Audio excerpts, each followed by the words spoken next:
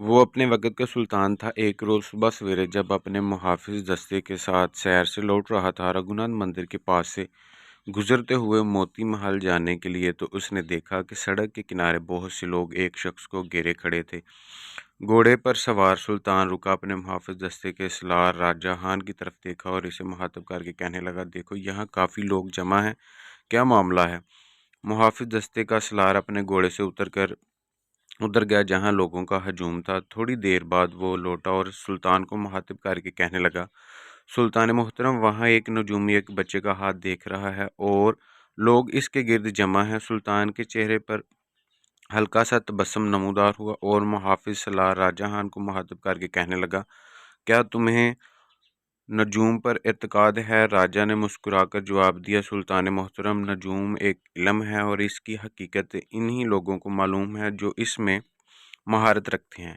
इस पर सुल्तान को हंसी आ गई। फिर जब्त करते हुए राजहां से कहा, अच्छा, इस नजूमी को लेकर महल में आओ और हमारे सामने पेश करो। ये कहते हुए सुल्तान अपने महल की तरफ चला गया।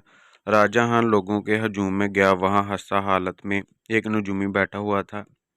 इसके एक हाथ में बांस का एक छोटा सा डंडा था और दूसरे हाथ में एक लड़के का हाथ थामे हुए इसे बड़े गौर से देख रहा था। कुछ देर तक वो लड़के का हाथ का जायज़ा लेता रहा। फिर इसे मुखातब करके कहने लगा, तो बड़ा खुशकिस्मत है, दुनिया में नाम व इज़्ज़त पैदा करेगा। ये अल्फाज सुनकर करीब ही खड़े लड़के का बाप बड़ा खुश हुआ और झुक कर इस नजूमी की तारीफ़ की। नजूमी फिर इस लड़के का हाथ देखने लगा और इसके बाद लड़के को मुखातब करके कहने लगा, और हाँ, तू ऐन जवानी की हालत में मैदान जंग में मारा जाएगा और फिर तेरा नाम परदेश में होगा। यहाँ तेरे नसीब में कुछ नहीं। लड़के का बाप, जो इससे पहले खुशी महसूस कर रहा था, मायूस हो गया और नजूमी को मुखातब करके कुछ कहना ही चाहता था कि नजूमी ने इसे मुखातब किया, किस्मत का लिखा कोई बदल नहीं सकता, ये खुदावंद कदूस का काम है। मैं क्या और मेरी हकीकत क्या? और सुनो, बूढ़ा और जलील होकर कुत्ते की ज़िंदगी बसर करने से 1000 दर्जे बेहतर है नामवरी पैदा करके ऐन जवानी में इंसान मर जाए। ये कहने के बाद राजा हान इसे लेकर सुल्तान के महल में दाखिल हुआ। एक बहुत बड़ा कमरा था जिसमें वो दाखिल हुए। कमरे के अंदर हुस्नुमा कलीन और इंतहाई आरामदा नशिस्तों का एहतमाम किया गया था। नजूमी कलीन पर बैठ गया। थोड़ी देर बाद सुल्तान इसी कमरे में दाखिल हुआ। जिस वक़्त सुल्तान कमरे में दाखिल हुआ, नजूमी की निगाहें कलीन पर जमी हुई थी और वो कलीन पर बने नक्शो निगार को बड़ी हैरत और गौर से देखता रहा। इस कलीन पर नहायत खूबसूरत जाड़ी बनी हुई थी जिसमें गुलाब के फूल खिले हुए थे। जाड़ी के किनारे एक ज़बरदस्त शेर महवे इस्तराहत था। झाड़ियों के पीछे छुपा हुआ एक शिकारी बंदूक हाथ में लिए हुए शेर की ताक में था। शिकारी के सर पर फिरंगी टोपी थी। शेर इससे बिल्कुल बेपरवाह था। इस नजूमी की निगाह में कलीन पर बनी हुई इस तस्वीर पर जमी हुई थी। यहाँ तक कि सुल्तान ने से मुखातब किया, अगर तू हमारी सल्तनत में रहता है तो बता हमारे लोग कैसी ज़िंदगी बसर कर रहे हैं। इस पर नजूमी कहने लगा, सुल्तान मोहतरम, यहाँ की रियाया नहायत खुश व खुर्रम है। हिंदू और मुसलमान दोनों आराम से हैं। दोनों सगे भाइयों की सी ज़िंदगी बसर कर रहे हैं। नजूमी यहाँ तक कहने के बाद रुका, फिर अपनी बात को आगे बढ़ाते हुए कहने लगा कि अगर सुल्तान के अदल इंसाफ का सलूक हिंदू और मुसलमानों के साथ यकसा है तो सुल्तान का परचम इकबाल लहराता रहेगा। खुदाया से अदल और खुदाया से आदल और रहम दिल सुल्तान को उम्र व हिजर अता फरमाए। नजूमी जब खामोश हुआ तब सुल्तान ने इसे मुखातब किया, इल्म नजूम के मुतल्लिक तुम क्या जानते हो कि क्या ये सही इल्म है? नजूमी कहने लगा, बिल्कुल सही है, लेकिन सिर्फ जानने वाले ही जानते हैं। धोखाबाज ने अपने फ़ायदे के लिए इसे बदनाम कर रखा है। नजूमी के जवाब पर सुल्तान थोड़ी देर तक कुछ सोचता रहा, फिर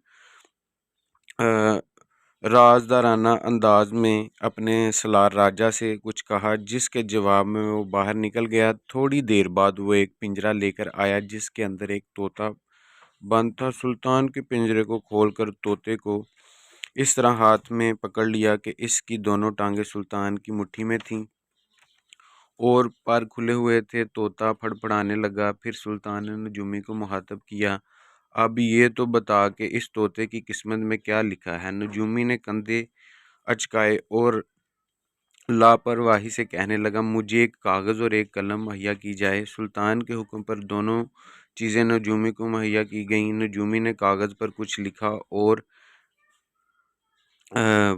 لپیٹ کر ایک طرف پھینک دیا اور سلطان کو مخاطب کر کے کہنے لگا، اب آپ جو چاہیں کریں۔ سلطان کا ہاتھ بلند ہوا اور اس کے ہاتھ میں ایک چاقو تھا۔ اس نے اس انداز میں گرایا جیسے وہ چاقو کو اس پرندے کے پیٹ میں اتار دے گا۔ اس موقع پر وہ طوطا پھڑپڑانے لگا۔ دراصل سلطان نے چاقو طوطے کو نہیں مارا بلکہ چاقو اپنے ہاتھ میں مار کر ہاتھ زخمی کر لیا اور طوطے کو چھوڑ دیا۔ طوطا ہوا میں پرواز کرتا ہوا کہیں اور چلا گیا۔ محافظ دستوں کا سالار راجہ ہاں سلطان کے زخمی ہاتھ کو دیکھ کر فکر مند ہو گیا، بھاگا ہوا گیا، شاہی طبیب کو بلا لایا۔ اتنی دیر تک سلطان اپنی جگہ انتہائی اطمینان سے بیٹھا رہا۔ پھر راجہ ہاں کو مخاطب کر کے کہ وہ کاغذ کو اٹھائے۔ راجہ ہاں نے ہاتھ بڑھا کر اس کاغذ کو اٹھایا جس پر اس نجومی نے کچھ لکھا ایک طرف پھینک دیا تھا۔ سلطان نے جب وہ کاغذ کھولا تو کاغذ پر لکھا تھا، تم اس پرندے کی جان نہیں لے سکتے تاکہ یہ مخلوق بھی اس طرح آزاد ہے جس طرح تم آزاد ہو۔ اس پرندے کو چوٹ نہیں آئے گی لیکن تم خود نقصان اٹھاؤ گے۔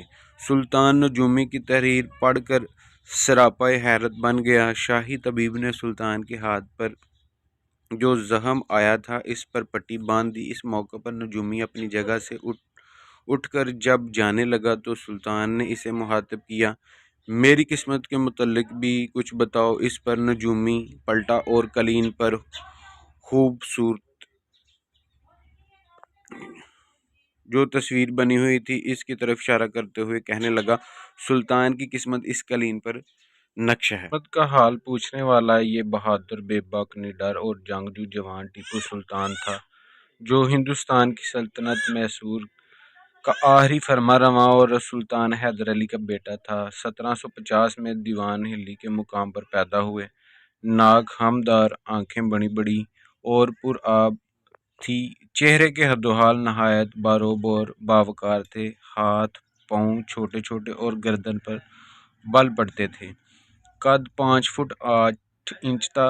سلطان داڑھی منڈوایا کرتا تھا اور پورا نام فتح علی تھا۔ کچھ لوگ کہتے ہیں کہ ابو فتح اس کی کنیت تھی۔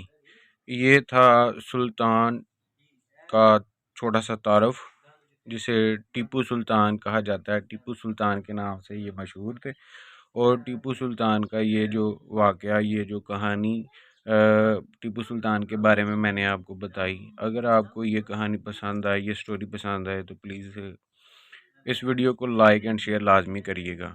تو ملتے ہیں نیکسٹ ویڈیو میں، تب تک کے لیے اللہ حافظ۔